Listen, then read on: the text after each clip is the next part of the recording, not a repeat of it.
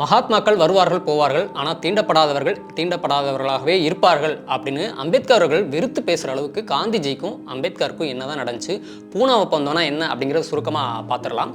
1932 August 17 அப்போ சிறுபான்மையினர் தொகுதி சம்பந்தமாக பிரிட்டிஷ் பிரதமர் வந்து சட்டசபையில் ஒரு அறிவிப்பு வெளியிடுறாரு. அதாவது சிறுபான்மையினர்களான இஸ்லாமியர்கள், கிறிஸ்தவர்கள், சீக்கியர்கள், அப்புறம் பட்டியலின மக்கள் இவங்களுக்குலாம் தனி தொகுதி ஒதுக்கப்படும் அப்படின்னு சொல்கிறாரு. இந்த தனி தொகுதி மூலமாக பட்டியலின மக்கள் வந்து தனி தொகுதியில் தங்களுக்கான பிரதிநிதியை தேர்ந்தெடுக்க முடியும். அதே மாதிரி பொது தொகுதியிலும் ஒரு பிரதிநிதியை தேர்ந்தெடுக்கிற இரட்டை வாக்குரிமை வாய்ப்பு கிடைக்கும். இந்த இரட்டை வாக்குரிமை மூலமாக அவர்கள் வந்து தங்களோட எதிர்காலத்தை அவங்களே தீர்மானிச்சுக்க முடியும்.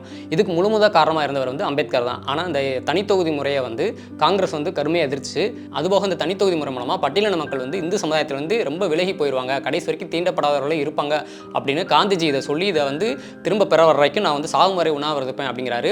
இதனால காந்தியோட ஆதரவாளர்கள், பத்திரிகையாளர்கள் வந்து அம்பேத்கர் அவர்களை வந்து வெறுக்கிறாங்க. அவர் வந்து தேச துரோகின்னு பிரச்சாரம் பண்ணுறாங்க. இதனால அதிர்ச்சியான அம்பேத்கர் வந்து காந்திஜியோட உண்ணாவிரதம் சம்பந்தமாக ஒரு அறிக்கை வெளியிறாரு. ஏன்னா இதுக்கு முன்னாடி நடந்த ஒரு வட்டமேசை மாநாட்டில் வகுப்பு பிரச்சனையில் ஒரு பிரச்சனை இல்லை அப்படின்னு சொன்ன காந்திஜி தான் இன்னைக்கு பட்டியலின மக்களுக்கு வந்து தனி தொகுதி கொடுக்கணுங்கிற விஷயத்தில் வந்து ஒரு பெரிய பிரச்சனையை எடுத்து உண்ணாவிரதம் இருக்கிறாரு. இந்த தனி தொகுதி கேட்கறது மூலமாக இந்து சமுதாயத்தில் பிளவு ஏற்படுத்தணும் அப்படிங்கிறது எங்களோட நோக்கம் இல்லை.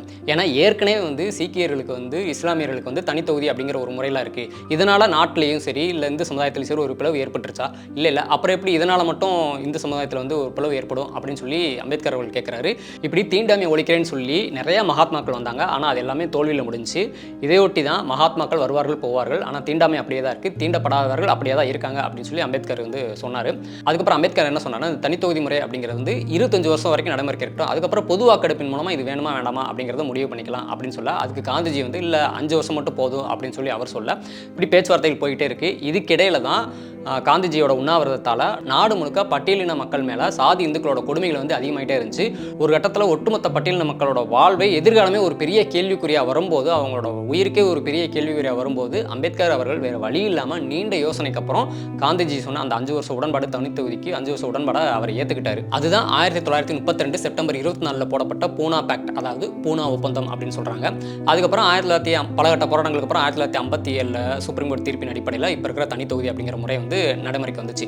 ஆனால் இவ்வளோ கட்ட போராட்டங்களுக்கு அப்புறம் வாங்கின இந்த தனி தொகுதி அப்படிங்கிற ஒரு விஷயம், தமிழ்நாட்டில் எம்எல்ஏ தொகுதி எத்தனை தனி தொகுதி இருக்குது, இந்தியாவில் எத்தனை எம்பி தனி தொகுதி இருக்குது அப்படிங்கிற ஒரு விஷயம் யார்ட்டையாவது கேட்டோம்னா அது வந்து அவங்களுக்கு தெரியுமா அப்படிங்கிறது மிகப்பெரிய கேள்விக்குறி. ஸோ இனிமேலாவது கூகுளில் போய் சர்ச் பண்ணி பார்த்தாவது தமிழ்நாட்டில் எத்தனை எம்எல்ஏ தனி தொகுதி இருக்குது, இந்தியாவில் எத்தனை எம்பி தனி தொகுதி இருக்குது அப்படிங்கிறத மறக்காமல் கமெண்ட்டில் சொல்லுங்கள், எல்லாருக்கும் அனுப்பி தெரியப்படுத்துங்க.